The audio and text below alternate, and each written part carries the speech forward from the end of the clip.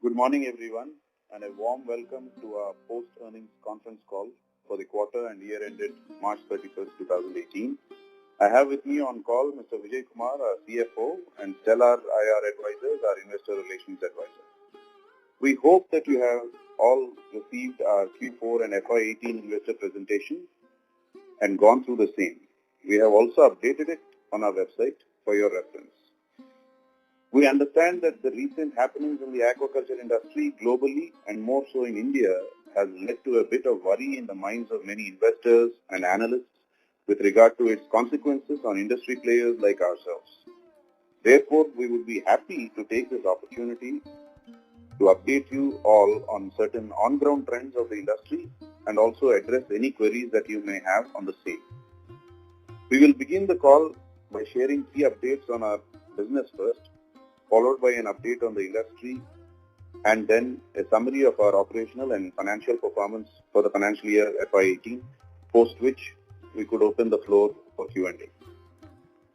On business updates, first and foremost on our new project, the construction works of the processing area and other support facilities is on track, and we expect it to be ready by the end of Q2 FY19.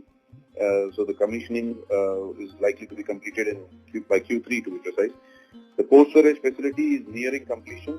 Also, some of the imported machinery have been shipped and are being dispatched to the processing plant site location, the new processing plant location. As for the capex incurred of the total planned outlay of almost 90 crores, 27.3 crores has been incurred till the end of March 2018, and further some part of the proceeds are in the machinery which is in the transit. On our existing business front, this year has been very good for the company, wherein we achieved a new milestone of crossing the 1,000 crore mark in our total income. Our profitability too was bolstered this year by the culmination of our backward integration efforts like setting up hatcheries and enhancing in-house farming operations.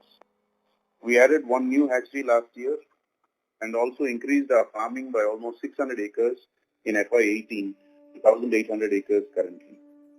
Further, as most of you would be aware, that we are a 100% export-oriented business and have major share of revenues coming from the USA.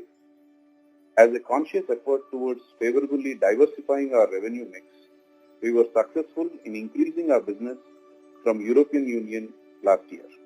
The share of EU market in the overall revenue mix increased from 18% in FY17 to 24% in FY18, despite the strict quality norms and the checks on banned substances like antibiotics placed by EU on Indian processing companies. We aim to better the mix further in the coming years with proper systems and checks in place. Going ahead, our upcoming facility will enable us to add new products like ready-to-eat category, which will cater the demand for such products in our existing as well as in the new markets that we plan to foray into. We look forward to and would strive for reaching a revenue mark of rupees 1,400 crores in the next 2 years, subject to processed shrimp price stability at the current levels. Lastly, as a way of rewarding our shareholders for the trust they reposed in us and for the good year that we have had, the board has recommended a dividend of 20% of the face value, that is rupees 2 per equity share as compared to 10% last year. That is largely on the business updates from us. Now coming to industry updates, as you know, there are a couple of variables that are key in our business. The first is the demand-supply scenario globally and the resultant pricing of finished products, which is shrimp prices.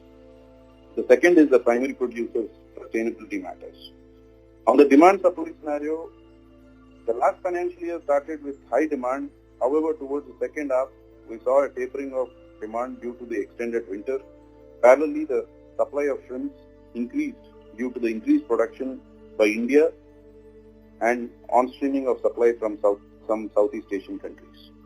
This resulted in a correction in prices of shrimp, which started in the second half year of FY18. As of now, shrimp prices on an average might have corrected in the range of 15 to 20% year on year. Now, while this may have an impact on realizations and in turn revenues, we believe that such price corrections could lead to increased consumption of shrimp and thereby boost volumes sold. We are already starting to witness a gradual pickup in the consumption in the past 4 weeks and are foreseeing a strong pickup again from Q2 of FY19 onwards. As far as the profitability is concerned, our margins, as also displayed in Q4 of FY18, does not get impacted hugely as price corrections in shrimp are normally passed on to the primary production level. Now on the primary producer sustainability, as you must have read, farmers have seen a fall in farm gate prices as a result of the aforementioned demand-supply scenario. While this may be true, but it hasn't translated into farmers moving out of the business. In fact, some states have decided to support the farmer community by supplying electricity at a unit rate of ₹2. Furthermore, we believe there is a significant headroom for the cost rationalization at the farmer's end, which once implemented would arrest the margin erosion for them. Now, our CFO, Mr. Vijay Kumar, will explain the financial performance for the year. Hello. Good morning, everyone. Now I will present the financial performance of our company for the financial year 2017-18. Our total income, including net revenue and other operating income for the full year financial year 2017-18 was rupees 1018.5 crores versus rupees 709.30 crores, a growth of 43.6% on year-to-year basis. The significant increase in income was resultant from higher volume, while average realization remained flat between financial 17 and financial year 18. In the full year, financial year 18, we sold a total of 14,146 metric tons of finished goods, processed shrimp, as compared to 9,897 metric tons of sales in full year FY17. At the EBITDA level, we reported rupees 129.9 crores for the full year FY18 versus rupees 65.8 crores in FY17, a growth of 136.5% on year-to-year basis. EBITDA margin stood at 12.8% in FY18 versus 7.7% last year. Profit after tax stood at rupees 79.1 crores for FY18 as compared to rupees 25.1 crores in FY17, a growth of 214.8% on year-to-year basis. The PAT margin improved to 7.8% from 3.4% in FY17. The profit margin have expanded on account of operational leverage as we fully utilized our capacities and increasing the share of high margin value added products and our backward integration efforts. Going forward, we expect demand to remain firm and our capacity to continue to be optimally utilized. We continually strive to reduce our costs through backward integration and enhance our product offering to customers via value addition, thereby improving profitability of the business. That is all from our side. I would now request the moderator to open the call for question and answers. Thank you. Sure, thank you very much. We will now begin the question and answer session. Participants who wish to ask questions may press star and 1 on their touchtone telephone. If you wish to remove yourself from the question queue, you may press star and 2. Participants are requested to use handsets while asking questions. Ladies and gentlemen, we will wait for a moment while the question queue assembles. Also, before we begin, we'd like to inform participants, in order to ensure that the management is able to address questions from all participants in the conference, please limit your questions to 2 per participant. Should you have a follow-up question, we request you to rejoin the queue.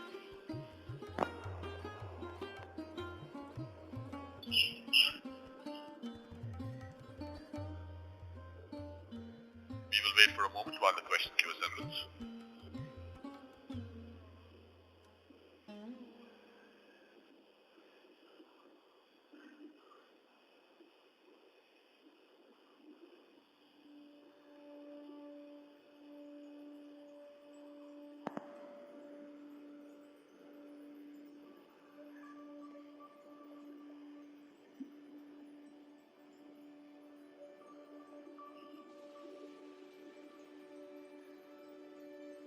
We take the first question from the line of Anirudh Joshi from ICICI Securities.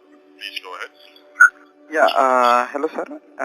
Just wanted to understand where do you see the shrimp prices moving in maybe next 1 year? So we have been hearing the shrimp prices have collapsed and so where do you see the ending by end of FY19?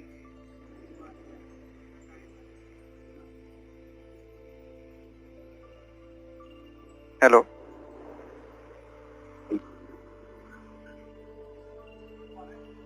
Hello?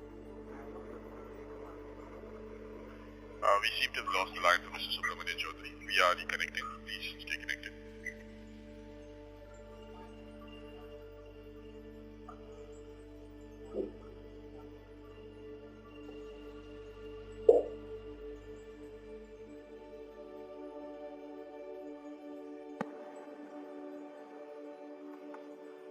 Please stay connected while we reconnect Mr. Subramanian Chaudhary.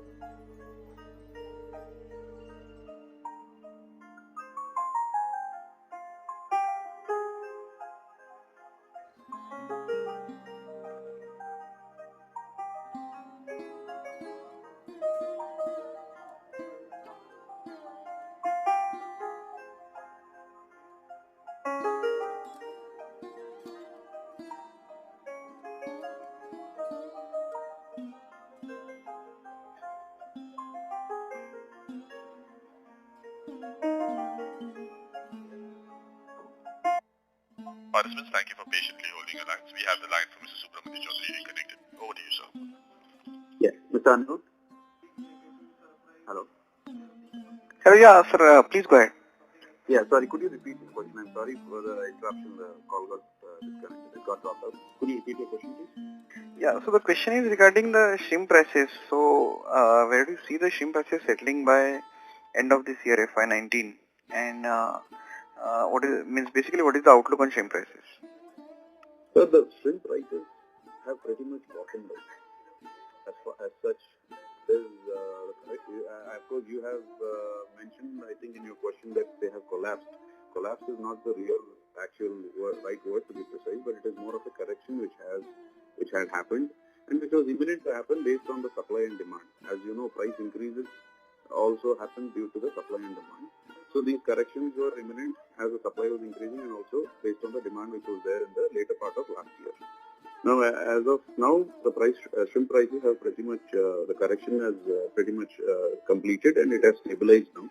And in fact, we are looking forward for the demand to be increasing because at these levels, the end consumers are also looking forward to consume more shrimp because they are finding a better value in the products.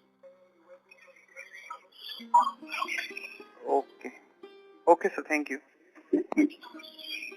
Thank you. The next question is from the line of Rehan from Nirmal Bang. Please go ahead. Sir, Rehan here. Sir, Yeah, please.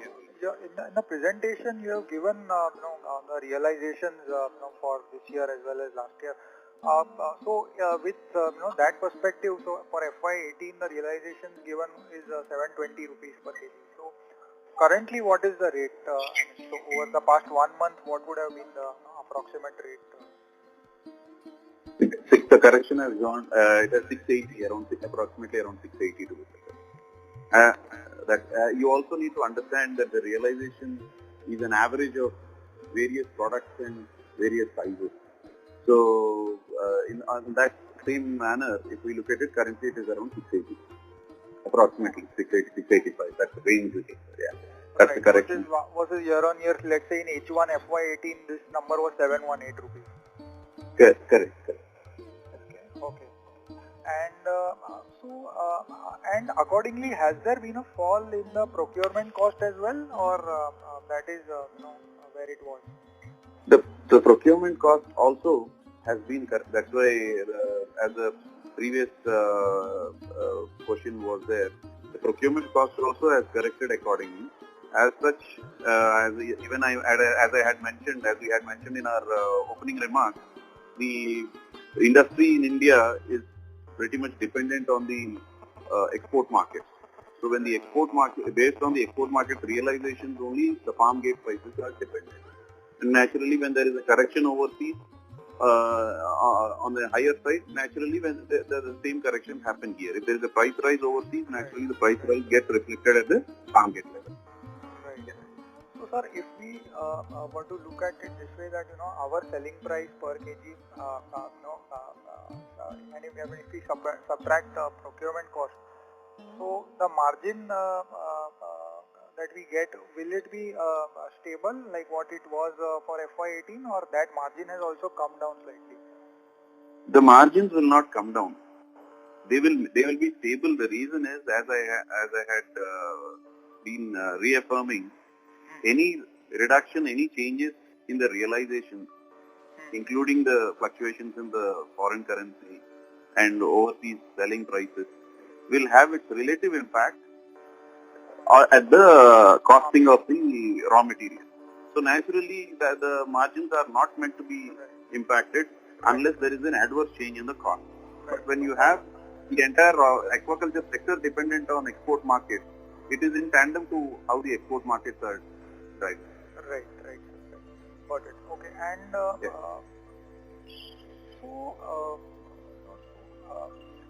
one more thing is on this seafood import monitoring program, which the US has included shrimps in that program now. Yes. So, what will be the implication for our company? Have we been tracking it already, or we will be putting things in place? Yes. The first thing is seafood import monitoring program is a new system which has been developed by the US government to ensure traceability of the products being produced at foreign locations, at the origin. So, in the case of USA, they are primarily looking at traceability. What we need to understand is that the traceability is already in place with all the processing facilities within the country. And especially if we talk about our company, that has already been there. And we have the details of the primary source, that is the harvesting location, the farm from which the produce has been harvested, and the product is being, the details are available. It is already maintained. It is just that the United States government has never asked for those details, which they are going to implement from Jan 1st, 2019, which is not at all an issue for the companies, the seafood processing companies in India, to actually affect it, because those systems were already in place for the requirements as per the Indian government regulations and the EU norms for quite many years. So the seafood import monitoring program is not at all an issue for the industry in India, to be precise. Thank you. The next question is from Rishabh from Citibank. Please go ahead. Rishabh from Citibank, you may go ahead with the question.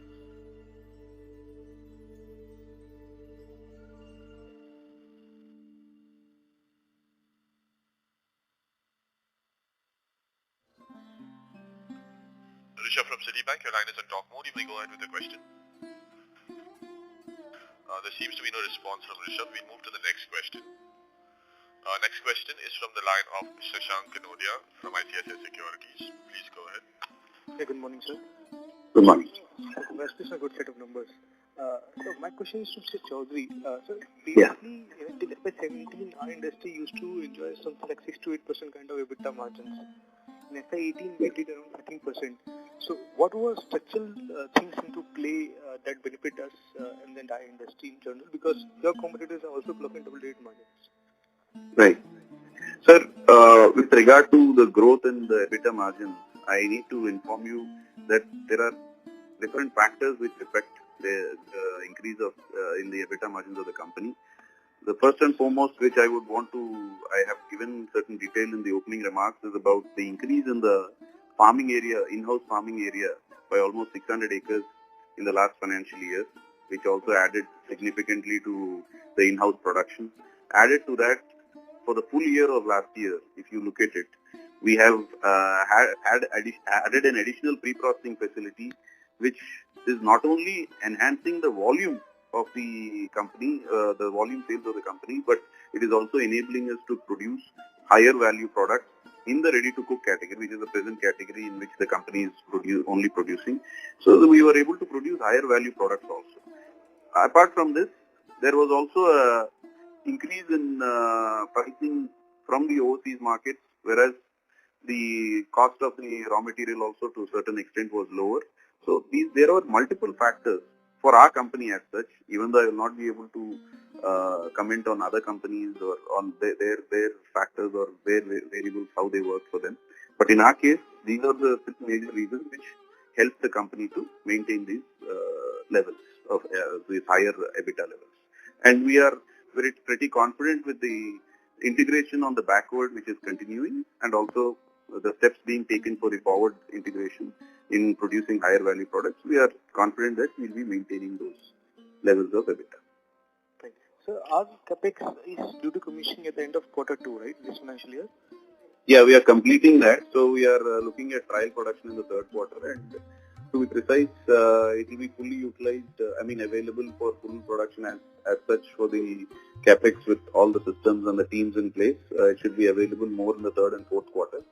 And for FY20, the facility is completely available for the full year. Exactly. That's right. Yeah. So what is the volume guidance for FY19? So what kind of volumes do we foresee to clock this year? There, in the volume front, we are actually looking at a 20-25% growth in the volume front as such, because that is only not on. Of course, the added point is once the new facility comes, the increase in volume will not only be in the ready-to-cook category but also ready-to-eat. So there will be the volume growth aided by the additional value-added products will also affect the financials there accordingly. Okay, so we should be doing something like 17 to 18,000 metric tons this year, right? Yes, approximately.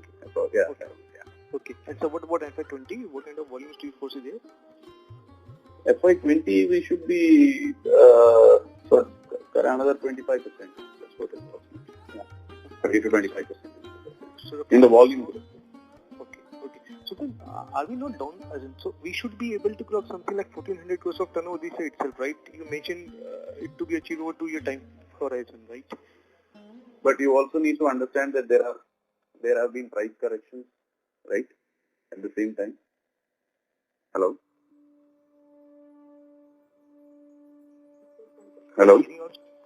Yeah, I said there are at the same time there have been price corrections also. So which you are also noticing.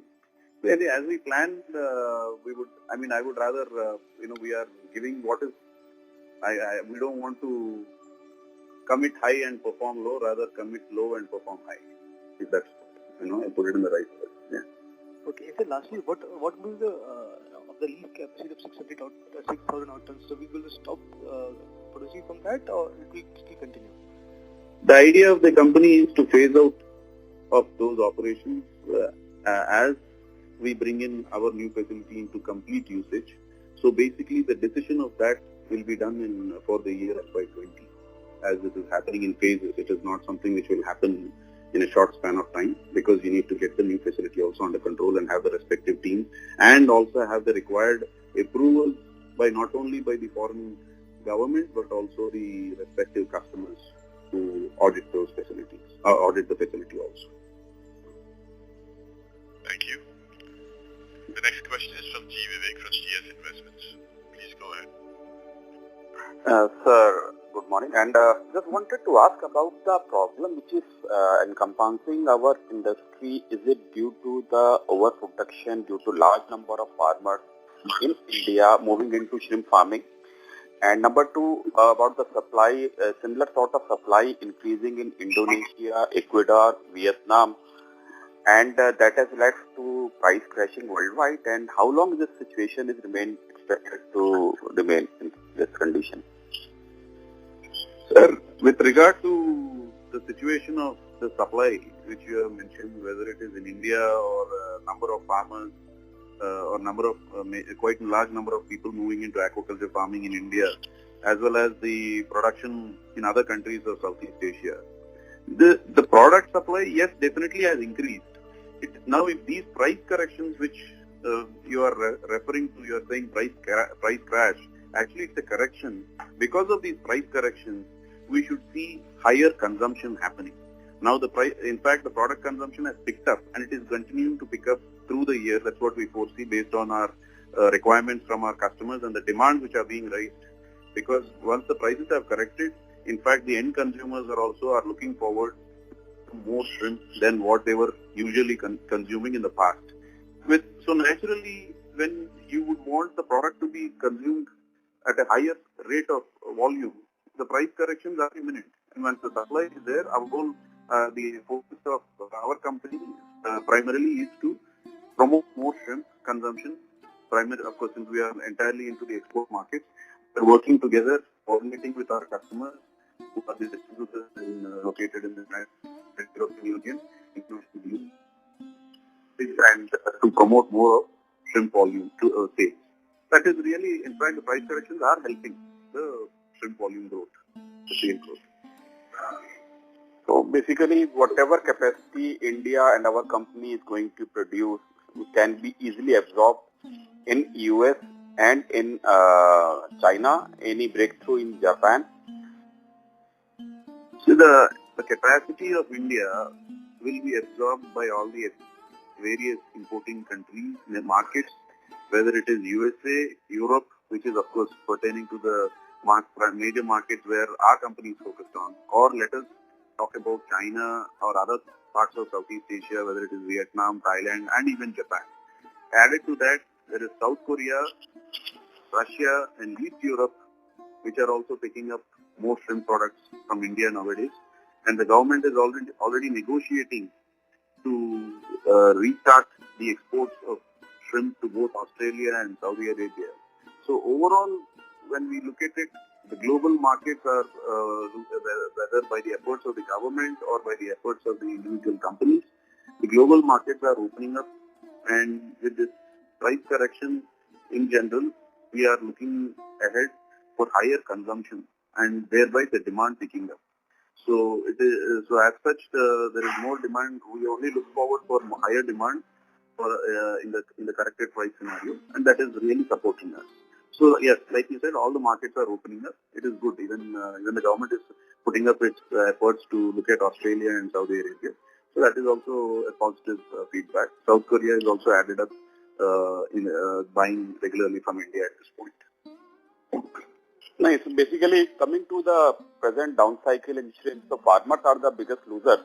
But whereas for the companies like us, we are still able to maintain our margin, and if we are into some long-term contract already entered into certain customers in US and Europe, that means can it be a big bonanza also sort of for us companies like us, wherein we have entered at a higher price few months back or 1 year back? So yes, for those contracts which are entered few months back, I wouldn't use the word 1 year, but at least few months back, definitely it is helping the companies like us to have some advantages. But at the same time, we also need to look at the sustainability of the primary production, and that is the reason we are also working in tandem with our primary producers so that they also be sustainable. And as I mentioned in my opening remarks, there are also cost rationalizations which are happening at their level, thereby they also don't lose, and they make decent amount of margins in their production cycle with efficient production outputs and cost reduction. So that way, whether it is the primary producer or the processor exporter and also the importer, all of them would be working on making decent margins, reasonable margins, and at the same time having a good volume sales. Thank you. The next question is from Srinath Sridhar from ICICI Securities. Please go ahead. Good morning, sir. The first question is, you're going to come into ready-to-eat category of 5,000 tons. So what is the additional realizations from that? We are approximately looking at around $2 to $4 per kg additional realization on those products. Okay, and in each year, how much would you be targeting to sell? How will you ramp up this?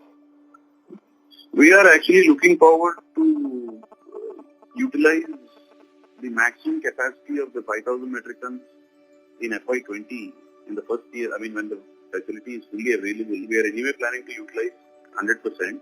I mean, the maximum optimum level of what we consider at around 75-80%, we are anyway going to utilize it to the maximum capacity. And we are also, based on the demand and the queries of business from our customers, we are also looking at the possibilities of adding additional lines in the next year. So once the project is up and running, we'll be making a decision on that as how the order book is for that ready-to-eat products.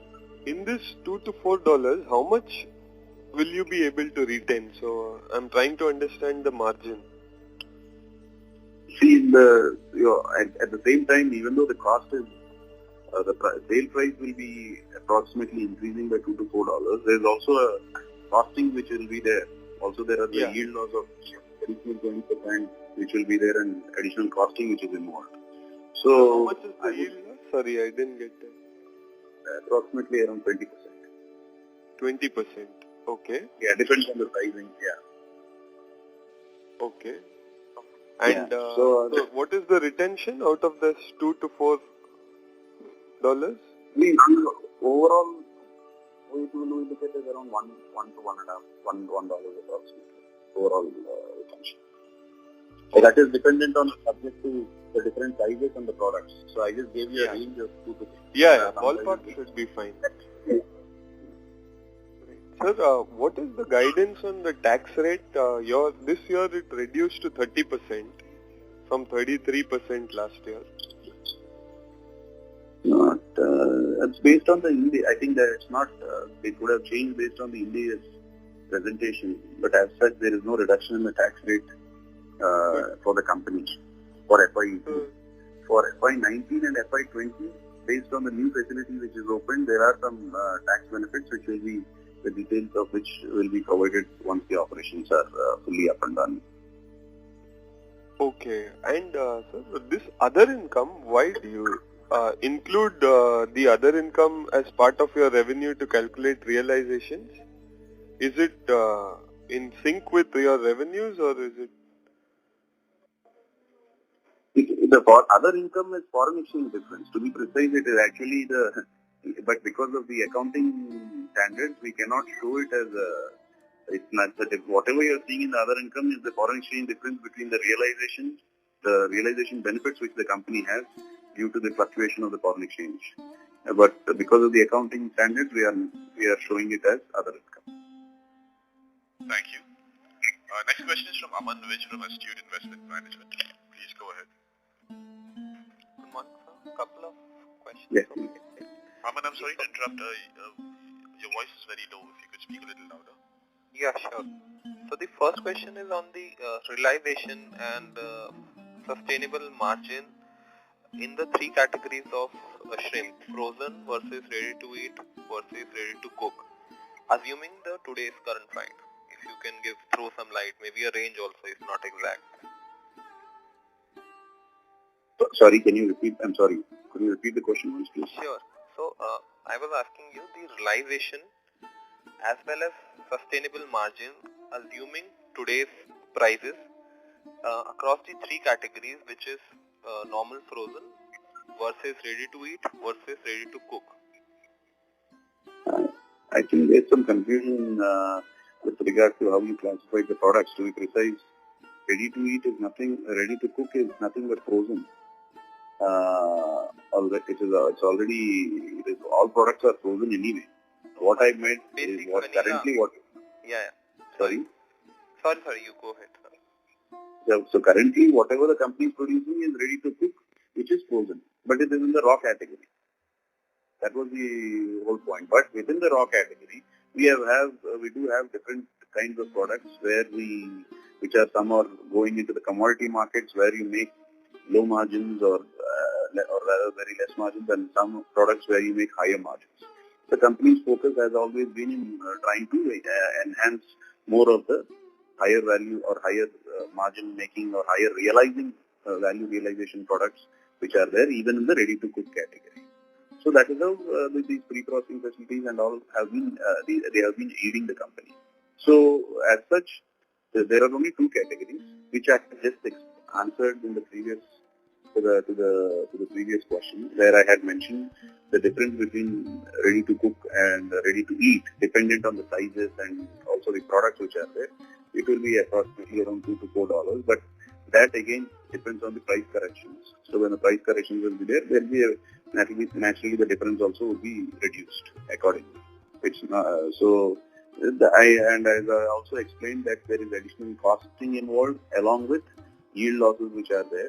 So those will also have an impact on the margins, the additional margins which are there between the ready to eat and the ready to cook.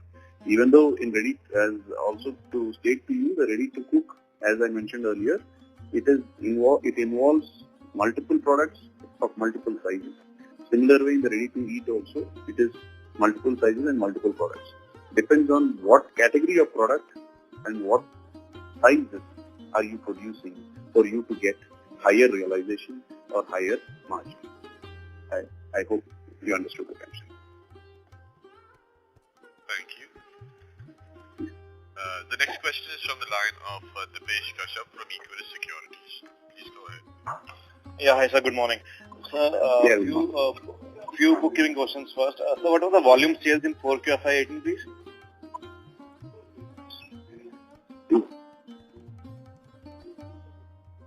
Volumes in? Yeah, volume in 4Q FY18. In the last quarter, how much volumes you actually sold? So, 3,006 metric tons in the last 3,000? Yeah. Okay. And so what was the actual export revenues if you exclude the incentives from Q4 number? Actual export revenue numbers was 1 minute.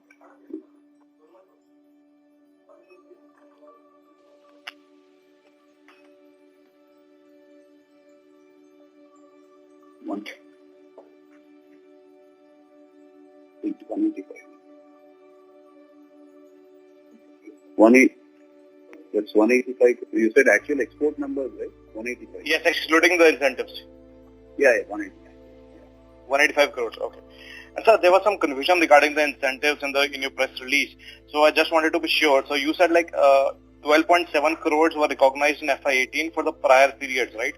Out of which 7 crores you recognized in 3Q and remaining 5 to 6 crores in 4Q. Is that understanding correct? Yes, that is correct. Okay, great. And sir, can you help me with the amount you paid to Royal Marine in FY18? Approximately around 18 crores. Approximately. And that number should be similar in FY19 as well? It will continue in fact, it may go up a little bit as we enhance our production and volumes for FY19. Okay. And sir, last question on the farmer economic side. So so I just want to understand the main problem that I am hearing is that the farmers are paying very high lease rentals due to which the profitability has decreased. So can you help me, since you own farms, how much lease rentals the farmers are paying in Nellore right now per acre of land? Sir, in Nellore, I'm not really sure. See, the farm lease rentals are totally dependent on the facilities and the infrastructure of that farm, the location of the farm. and also it is the decision making of the individual farmers based on what they think is apt for the realization of the products which they produce. So, of course, overall, on an average, the industry average was between 30 to 50,000, 60,000 was the average. But of course, yes, there were cases where some of the farmers went high and have been paying higher lease rentals because of the it's more got to do more with the higher realizations they were having for the produce what they were producing, and that was the reason they could have got tempted to give higher lease rentals. Which, as I mentioned in my opening remarks, a lot of cost rationalization is also in the process, and it has happened, and it will get completed. We expect it to be completed by the end of this calendar year, to be precise. Where the farmers also will be changing their decisions or accordingly making the right decisions based on the market scenario, at what lease rates they can give. Right. So this 30 to 50,000 number that you gave, that is per acre, right? And per month or per year? Yes. No, it's per year. Per year. Okay. So per year, like they do 2 crops in this, right? That is where it is subjective. Some areas they do 2 crops, some areas they do only 1 crop in the country. So as you know, the aquaculture is widely spread out in the country. Different areas, based on their climatic conditions and their salinity parameters, they do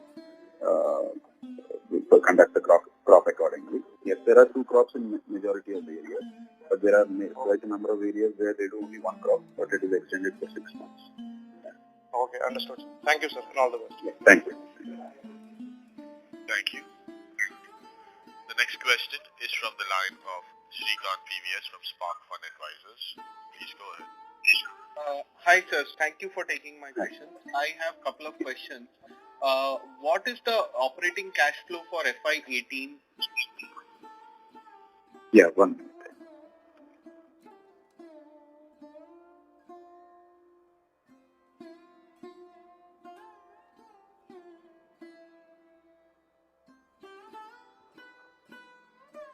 I'll be providing that to you in a short while.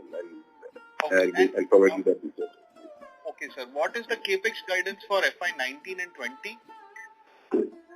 FY19, as the major is, of course, the new processing plant, which is there to the extent of 90 crores. And added to it, an additional 10 crores could be looked at. Another 10 to 12 crores could be looked at for additional pre-processing facility and as well as new hatchery construction, which is the 4th hatchery, which is in process right now. So all put together, we look at around 100 to 105 crores as a total capex for FY19. And FY20, dependent on once these facilities come in, we will be taking the decision of the capex requirements of FY20 more towards the end of this year, as once the present capex envisaged is completed. Sir, this 90 is that does it include that 27, 28 what you've spent already? Yes, it does. It includes. Correct. Okay. And sir, yeah, we'll get back to you on the cash flows in a bit. Yeah. Okay. And what is the outlook on working capital cycle?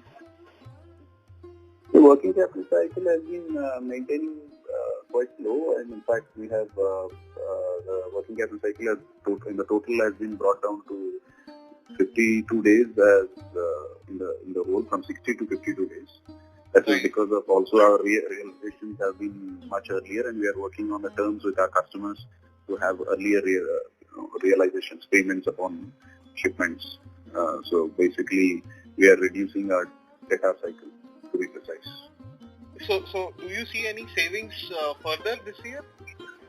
Naturally, the savings will be on the cost of funding from the banks anyway, which you can already see between the difference between the FY17 and FY18. We will continue to add more savings to that in FY19, stabilizing with our total working capital cycle at around 50 days, 45 to 50 days approximately. Yeah.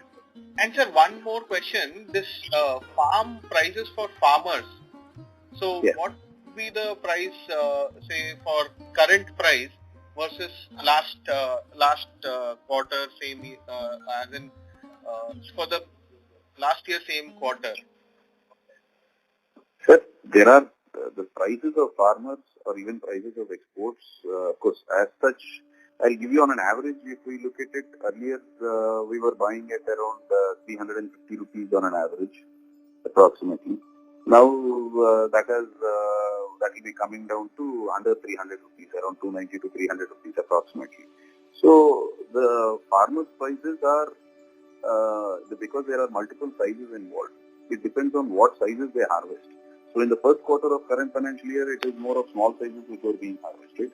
From the second and third quarter, the farmers are looking forward to harvest more of medium and large sizes. So naturally, accordingly, the prices also will be, they will be realizing based on that. But just to give you on a market perspective, last quarter, the pricing was around 300 plus, or 330 rupees odd, 330, 340.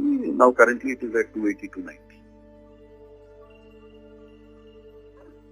Thank you.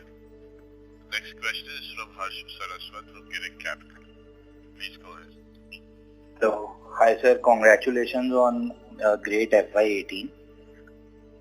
Thank you. Hi. Sir, when I go through the presentation, I see there is Europe has contributed to 17% this year from 10%. What have been the key reasons for this with all the European headwinds which we have been hearing? Yeah, Mr. Harsh, if you see, of course, in our presentation, we have been showing United Kingdom out of EU, but actually it is combined. The UK is part of EU as on date until the Brexit is completely completed. So, yes, because both UK as well as European markets, they are governed by the same health regulations as on date. And their testing mechanisms, their testing protocols of having 50% testing on Indian shrimp consignments pretty much are, they are continuing to do that, which they have been doing for the past one and a half years. And we are, in order to ensure that we meet their requirements, we are taking care of by testing the products prior to harvest and also prior to processing, thereby ensuring that we don't pack, process or export any antibiotic product, antibiotic positive product, and thereby we have been looking forward to increase our business in EU irrespective of the conditions stipulated by the EU health authorities. Naturally, when we need to do more business with such markets, we need to ensure that we meet their standards by having the required systems and protocols in place within our own sourcing and processing systems. Europe is a more value-accretive market compared to US? For us, yes, correct. For us, it is more of a value. And then going forward, you see EU volumes moving up only. We are looking forward to increase our EU volumes even in the current financial year, and we are looking forward to even in the enhanced volumes. We look forward for EU to play a major role. EU, including the United Kingdom, to play a major role in our business. Thank you. Next question is from Puneet Mittal from Global Core Capital. Please go ahead. Hi, thanks for the opportunity. You just mentioned 330, 340 rupees last year. What count shrimps were you talking about? I was talking about 40 count. 30 on count. an average. 40 count, okay. The next question, so the question related to that is in your vast experience that you have in this industry, what is the lowest price that you encountered for farm gate prices? The 40 count was at, I think, around 180 or 170 rupees way back in the year 2012. So that's the 110. At that time, the 30 count was 200. The 40 count was around 170 or something. But that time, again, the supply was different. The consumption was different. So many markets were not available. So there are various factors. In fact, the demand has been more aggressive than the supply in the last 5 years. Now the supply has been sufficiently made available, whether it is from India or other Southeast Asian countries, to take care of such a demand. And now when the supply is also increasing, say more than the demand, the price corrections are imminent, which is the reason why these price corrections have happened. And it is more of a booster for increase in the volume or increase of the preference of the end consumers to shift from other proteins to more, more favorable products of shrimp products. As you know, the shrimp is the most preferred seafood product in the United States, for example, which is one of the major consuming markets. So that way, we are looking forward for a good, positive outcome of this price correction, because there's a lot of demand which is picking up. Consumption is also demand as it's aided by the consumption. So not just based on the imports or distribution, but also consumption. That's the main key part. Consumption has to improve, and consumption is increasing as we speak today. Okay, that's great. So the farmers at this stage, are they making losses or are they just breaking even, or what's the status with the farmers at this stage with these prices? So depending on their costing and outputs, their production yields out of their farms, they will be breaking even. At the same time, they will also be making some very low margins. But of course, there are some people who might be losing. As I said, it is all dependent on the costing. Like if you see one of the previous questions asking about the lease rentals. If the lease rentals are significantly higher, and if the costing of inputs for them has been significantly higher, and if their output was significantly lower, naturally their cost of production, end products, their final products cost of production will be high. So now, because of this price corrections, of course, even though the governments are aiding, the industry is will be supporting, the farmers are also looking at cost rationalization. They are looking at,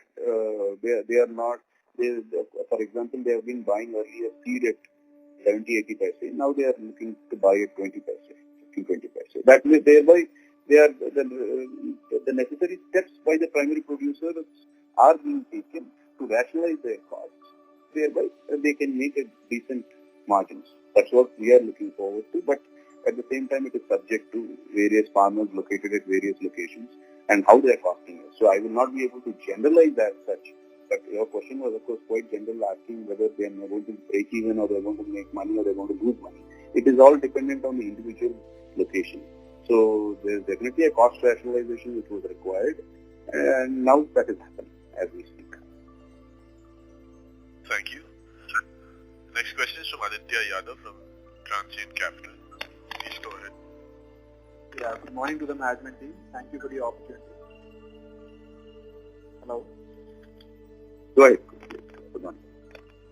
Yeah, sir, I just wanted to understand a bit on scaling of the ready-to-cook and ready-to-eat segment. Sir, how much of this involves manual labor work? Because what roughly I know is this involves a lot of training for labor to cut the shrimp and to prepare it for the ready-to-eat and ready-to-cook products. So if you can give an idea on that, how will the scaling go for this? Yes, the labor which is required, whether it is for ready-to-eat or ready-to-cook, labor is the same. But of course, there is a lot of training involved which will be required, which will be provided. It is already provided. In fact, the company's additional pre-processing facilities will be taking care of the requirement of making the product available for this ready-to-eat also. However, there are some additional skills which are required in the ready-to-eat dependent on what products they are.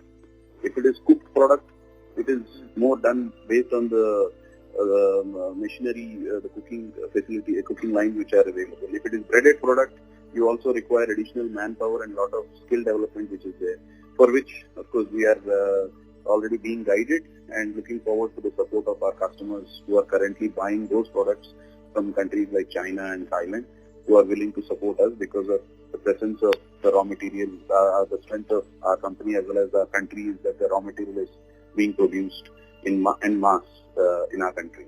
So naturally the skill development of the workers will be done by the company, and that will be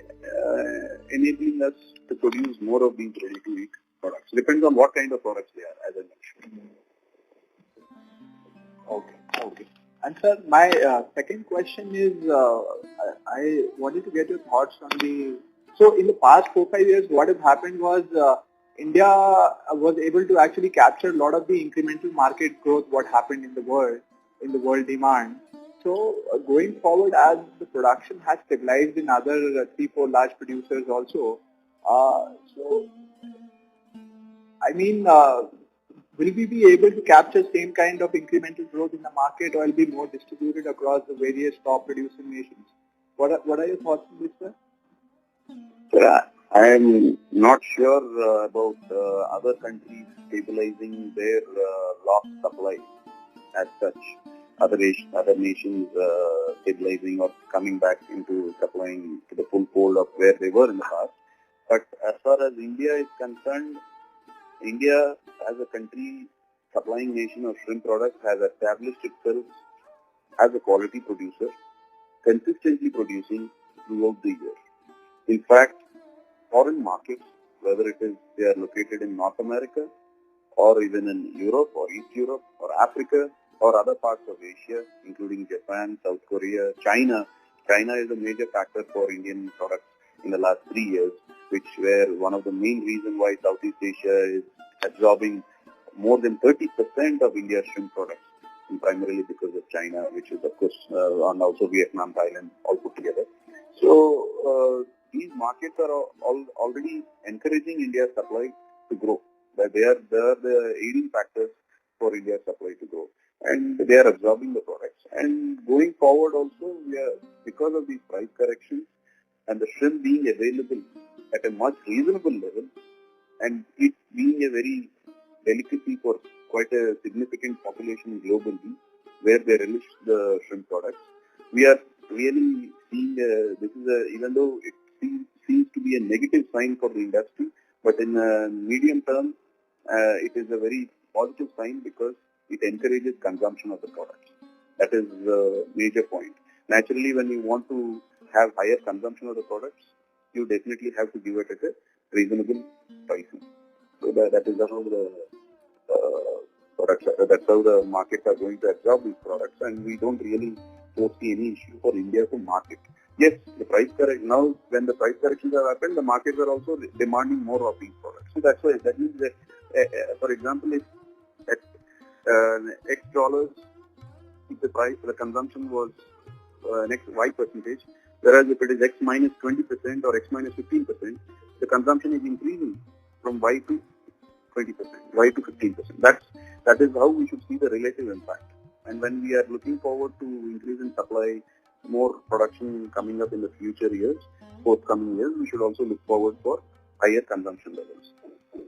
So these markets are supporting, all these markets are actually supporting. So that way India or Indonesia and Ecuador are doing fairly well, and China, being a net importer, is also importing significantly from India. So that is, all these factors are going to aid the country as a whole. Thank you. Next question is from Pratish Mittal from Mittal and Company. Go ahead. Hello sir, I would like to understand about the damage done by this current season, by these current falling prices, about what is the situation in April and May in terms of volumes, like how much has the farm area decreased and how are the volumes currently? Sir, the farm area has not really decreased, but the strategy of the farmers will be changing, where, for example, in April and May, they have produced more of smaller sized shrimp. Now they are looking forward to produce more of medium and large sized shrimp going forward. They are changing their strategies. They are going for lower stocking densities so that they can produce more of medium and large sized shrimp, so that they can have a lower cost of production compared to the past and still make it good margins.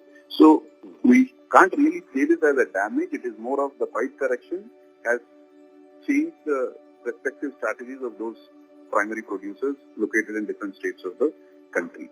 And as I mentioned in my previous question, as I had responded, the price corrections are also aiding in the consumption of the product much more than what it was being consumed in the past. We will see the impact of that by the end of this calendar year as we see more shrimp volumes being absorbed from the various supplying nations. So I don't really see the damages, whatever are there or whatever people claim to be, are more of a short term. Of course, and there is a cost rationalization happening, and also the price corrections, as I mentioned, have bottomed out, and now we look forward for an increase in pricing as the demand is also picking up. So what will be the volume for April and May compared to last year? Is there significant fall in the volumes produced by the farmers also? Sir, the volumes of April and May have little bit marginally would have got affected because they have produced smaller sizes significantly. The inflow was more of in the smaller sizes. So we should actually look at, we will not be able to look at it as on a monthly basis or on a quarterly basis. But the first crop, of course, we have had some damages also happening. That is the reason. It is nothing to do with price corrections and more to do with the crop conditions. And there were more small sizes which were produced. And naturally, the volumes have also come down a little bit. But they are getting stabilized, and we are looking forward more. Now we are actually looking forward for the second crop also. First crop in Andhra, there were a lot of large, small sizes harvests, whereas in Orissa and Bengal and Gujarat, we are looking forward for more of medium and large size shrimp harvests. Thank you. Before we take the next question, we'd like to inform participants that due to time constraints, we'll be able to take one last question. The last question is from the line of Nitin Awasthi from Edelweiss. Hello sir, just wanted to ask you about the situation in China. China was importing large sums of shrimp, but then suddenly they had restricted imports of shrimp. So what is actually happening in China as far as the imports go? Sir, China has not restricted the imports of shrimp as a country. However, China has restricted products through Vietnam, which was the case in the last 2 to 3 years. And to tell you the truth, in fact, the Chinese authorities have reduced their tariffs, their import tariffs, just last week on several products, which includes aquaculture and fishing products and other various food products which they import, whether it is footwear, headgear, apparel. And in fact, the duty rate was from 15.2% to 6.9%. So that is one of the major steps taken by China to encourage direct imports into their country. Thereby, this is a major aiding factor for shrimp exports out of India and other countries, where the China's direct imports are going to increase. Thereby, we should also look forward for higher volume consumption and rather higher volume requirements directly coming out of China. Because of the reduction in duty, they wouldn't need to transit their shipments or transit their products through Vietnam or any other market. So currently the traffic is at 6% and it was previously at 15%. Did I get that correct? The tariff was 15.2%. Now they have issued a notification just last week, and starting next month. So I think this will be effective in June or July to be more precise. The rate is been reduced to 6.9%. Okay, sir. Yeah.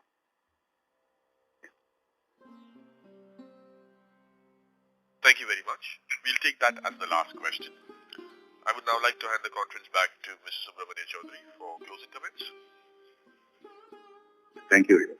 Thank you everyone for your participation in our result update call. In case of any further query, you may get in touch with Stellar Investor Relations or feel free to get in touch with us at ir@fxfrozenfoods.com. Thank you very much and have a good day. Thank you very much. Please subscribe and press the bell icon to never miss another update. Please like, share and comment.